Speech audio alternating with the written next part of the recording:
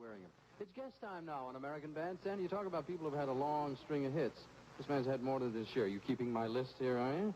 No, I didn't need it for this one. This is a thing called Happy Birthday Sweet 16. Ladies and gentlemen, Mr. Neil Sedaka. Alan Freed was the most influential DJ on radio within rock and roll in the 1950s, but there was another person who was just as influential by the name of Dick Clark. Dick Clark was not famous for radio, but he was famous for television, specifically a television program called American Bandstand. So American Bandstand was on a network out of Philadelphia and started in 1952, and it was a local show, and it was actually adapted from a disc jockey radio show. But what they did is they added cameras and they would just have kids dancing. That was the show. It was after school, during the day, and it just featured musical artists who were big at the time, and they would come on and play songs, and it would feature teenagers dancing to the music. Well, the original host was a man by the name of Bob Horn, and he allegedly had inappropriate relationships with the kids on the show. He was also arrested for a DUI.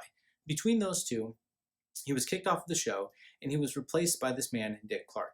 After the show moved from the radio format to the television format, they didn't get rid of the radio version of the show, but Bob Horn moved to television and Dick Clark became the radio host. So basically what happened is after Bob Horn was removed from TV, Dick Clark was promoted from radio to television. So what was nice about Dick Clark and why he was, there were many reasons why he was better than Bob Horn. He was just an amazing show host in general, but in particular, he was about 10 years older than the teenagers. He was in his mid-20s. So this meant that he was almost like an older brother to them. He was still cool and relatable, but a little bit older, so he was sort of a mentor and guiding them.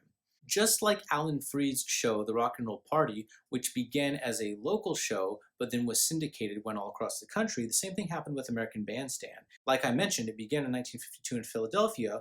Well, in 1957, it goes national on NBC. At the time, NBC was the least successful of the three television networks, but because of American Bandstand, it's going to become much more popular.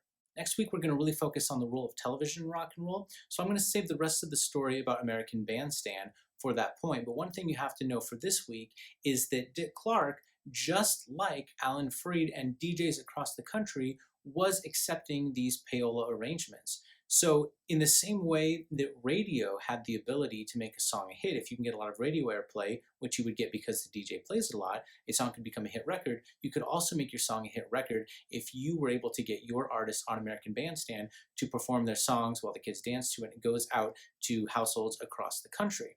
So Dick Clark and Alan Freed, the two most influential people in rock in the 1950s, Dick Clark on television, Alan Freed on radio.